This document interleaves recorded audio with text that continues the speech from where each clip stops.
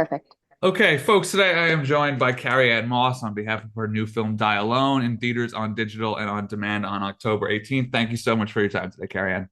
Yeah, nice to meet you. How are you? Nice to meet you as well. I'm doing great, thank you. So your first line in this film is a very mom type of line. Stop staring, it's rude. You're a mom of three. How do you think living in a post-apocalyptic world would affect those maternal instincts?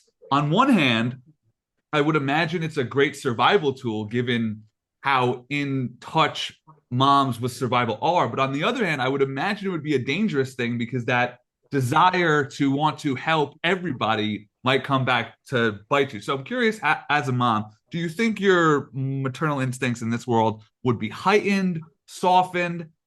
How do you think that they'd Oh, play? you mean if this was really happening? So not in the movie, but like if it was actually happening here, I think my maternal instincts would become killer. Yeah. You know what I mean? I Yeah. think I think I think, you don't want to cross a mother. Like we have bears where I live. Like you don't want to come between a mother bear and her cubs, and we all know that.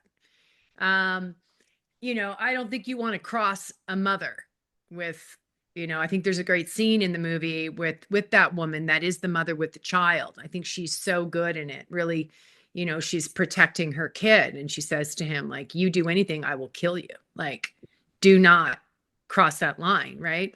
And we know where that ended. But yeah, I think I'd be pretty hardcore. Did this film make you think about things about yourself or people at large that you had never thought about before? It could be something big or small. Like for me, something that I thought about after years of zombie tangent films is what pair of jeans I'd put on when the outbreak would start, because I figure I would be wearing them for a while. And like these You're are the so funny. and like these I are the don't type know. of I things. never, I've never really watched zombie movies, to be honest. Like I really loved this movie because it was a love story. Like that's how I saw it. Yeah, I don't, I think, food, water, shelter, community, like that's what I would think, right? Yeah. Who am I going to be with? And do we have enough food? How And about can in I a grow my own food? How about in a more broad sense? Did it make you Yeah. understand the way that human nature can be? Mm. Given what your character has to become in order to survive, or her version of survival in this world.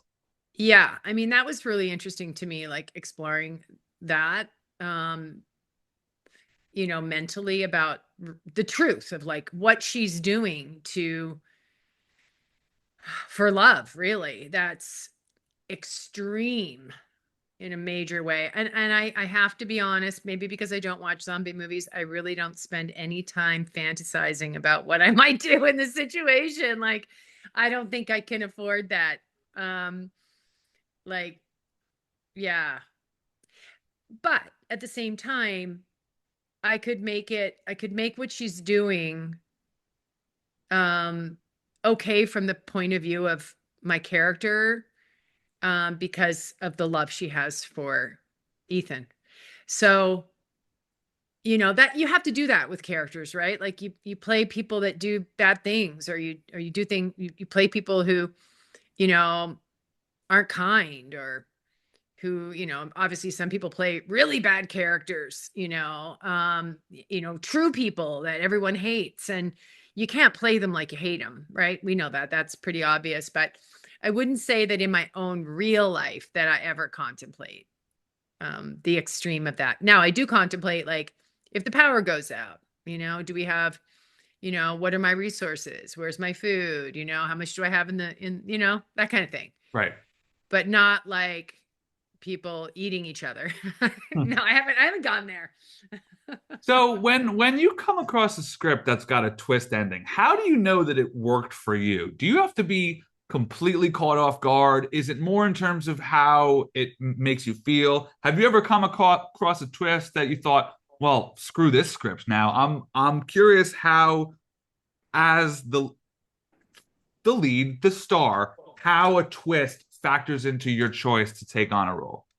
Yeah, I mean, I remember like when you read a lot of scripts, like you become like a detective. Like you're looking for this, you're looking subconsciously for the twists before they're even there. You can smell it, you can feel it. It's like you're truly like a detective. Of course, if it's written in such an extraordinary way and you don't see that coming, um, but I'm trained to anticipate that because I've read thousands and thousands of scripts. You know what I mean? Like it's just it's what I do. So the you always wonder if it's going to work, right? Like in this story, like is it going to work? But I felt pretty confident about it. And I at the same time was like, some people might see that twist coming, and that's okay too. Like sometimes I mean I there's barely anything that I watch that surprises me. Yeah. Only because this is what I do for work. So I have that same thing too, kind of. yeah, It's like I'll see stuff coming from a million miles away and right. I'll say it, and my fiance will be like, shut up. Just because it's ruined for you, it doesn't mean it's got to be ruined for me. And I just want to say this quick. Spoiler warning, skip ahead 30 seconds. I didn't see it coming either. However, they almost did too good of a job of casting younger you because it is uncanny. It is unbelievable. Um, okay, so I want to swing over to The Matrix. Yeah, and Carrie-Anne, it's funny because they had a few actors to pick from, and it was like a no-brainer that she it's was the right one. You know what I mean? Like I I was like, couldn't tell. At first, I thought that there was some de-aging going on. That's how good it was, really. Um, The Matrix. There are films, and then there are films like this one that become a fabric of our culture beyond just cinema. For lack of a better phrase, do you ever have like an out-of-body experience when you realize, holy shit, that's me. I'm in that movie. I'm Trinity. You know what I mean? Because this movie is so totemic. totally, I feel like that. Like, I mean, I have like this really little life. Okay. I mean, I have like an amazing life, I but could like I tell don't live by in your backyard. It looks yeah, beautiful. I don't live in Hollywood anymore, and even when I lived in Hollywood, I had this tiny little life. So sometimes I don't even um yeah, I have a lot of distance. So I can't think of a time when I felt that way, but I know I have felt that way where it's just like, I think after The Matrix came out, like there was a lot of women that would come up to me, stunt women who came up to me saying like, you just opened up like this whole thing. And of course I didn't do that. The Wachowskis did that and I was part of that. But, I never go, oh my gosh, I did that. But like to feel the weight of that. But you have to also remember, like, did those three movies and then I had a baby and then I had another baby and then I had another baby. And I was living in mothering and my family and making breakfast, lunch, and dinner and putting babies down for naps and picking kids up from school, like all that stuff. So I really wasn't, feeling the ripple of it, really, to be honest. Like my kids didn't even know I was in that movie till, like The new one came uh, out. until they were like way older. You know Yeah. what I mean? Like exactly. Like, you know, so yeah. You But some said once in a while I feel that way, you, sure. you said that you've read thousands of scripts, right? The first time you read this script, your character is kicking ass. It's just such a stunning cold cold open. Are you on the phone with your agent immediately as soon as you get to that part? Like, get this deal signed. Oh no, no, no, no, no, never, never. Are you kidding? You have to remember, you're getting sides. You're getting three scenes. Oh, You have no idea what it's about. Keanu Reeves is in it. The Wachowskis are directing it, who you've heard about through Bound, but and you're just thinking, I'm never going to get this.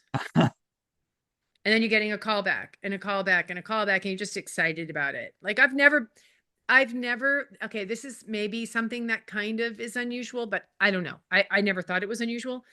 I have always trusted that if I was meant to get a part, I would get it. hmm.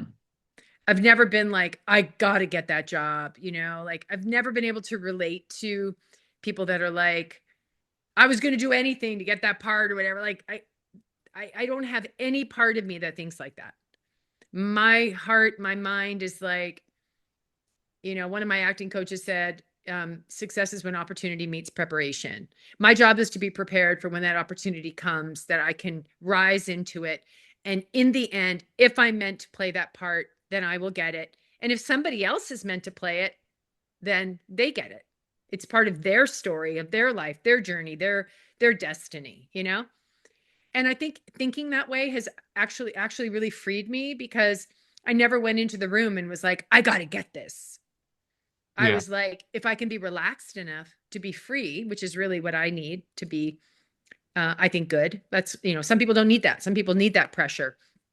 I need to feel like free to do good work. And I don't feel free when I feel like I have to get this part, you know? Yeah. So I just chose really early on that way of thinking.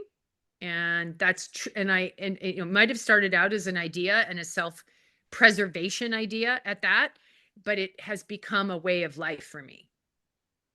I feel like that's just the way to do it in general. Yeah. I ask this of actors, directors, writers, so on. Do you remember a specific moment where it clicked in your head, like that this movie is going to be something different? It could be first day on set, it could be when the film premiered, it could be a year later. At what Oh, moment? yeah. I remember the exact moment. It was the Super Bowl, and we were at some friend's house, and they said there was going to be a trailer for the movie. And you have to remember, I've not seen one piece of it. And they showed the trailer. And maybe I had seen it. I can't remember. But I think when I saw it, it was like so traumatic because I'd never seen myself on the big screen. But they showed a trailer at this friend's house with like a bunch of people watching football, and you could have heard a pin drop. Wow. And everybody was like, that's what you've been doing. And I was like, you know what I mean? It was out of body. Yeah. Yeah. Did you have any idea how prescient that film would be? I mean, it's almost overwhelming how forward thinking Yeah, I that don't was. think you could. I don't, Or were yeah. you just like, oh, this is a cool sci-fi film? Yeah, I didn't know how deep that story went. I mean, it even when I watch it, if I've watched it recently, I still get different layers of understanding of really how deep and profound.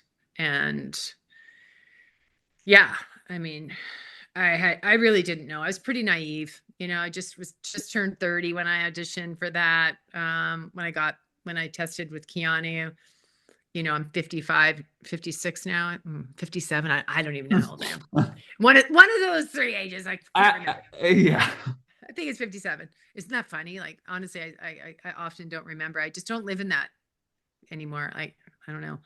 But I didn't really understand it. I understood the story was like a love story, but I didn't really get how deep it went. I knew that everyone else did, like the directors and the actors, like they'd have really intellectual conversations about it. And I would listen to them, but I often, didn't understand what they were talking about, to be honest. Like, I'm not at that point in my life, I wasn't someone who was reading intellectually stimulating books. I was just more coming from the heart Yeah. and intuition and stuff. I rewatch that movie maybe, I don't know, 3, 4 times a year. And Mm. it is incredible, even beyond thematic idea standpoint, from a technical standpoint, how well it's aged. You Hmm. could have like from a pacing, set design, the way it's shot, all of it could have been. Beautiful. Yeah. Yeah. I've got to wrap here. I know that you said that you're disconnected from, Hollywood scene, and you weren't in the show all that much, but you were in the Acolyte, was just canceled. It re-sparked a debate about streamers and not giving shows time to grow and to grow a fan base. I was just curious, floor is yours if you had any comments to share on that.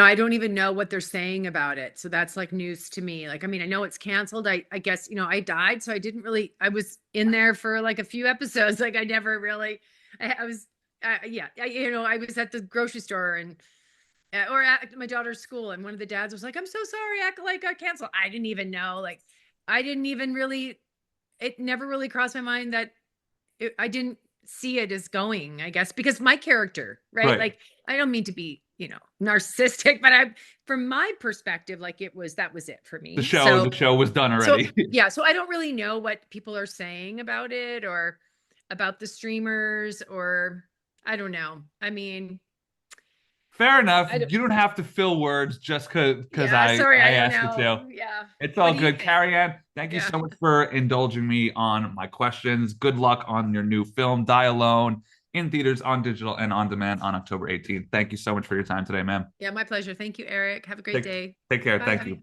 Bye-bye.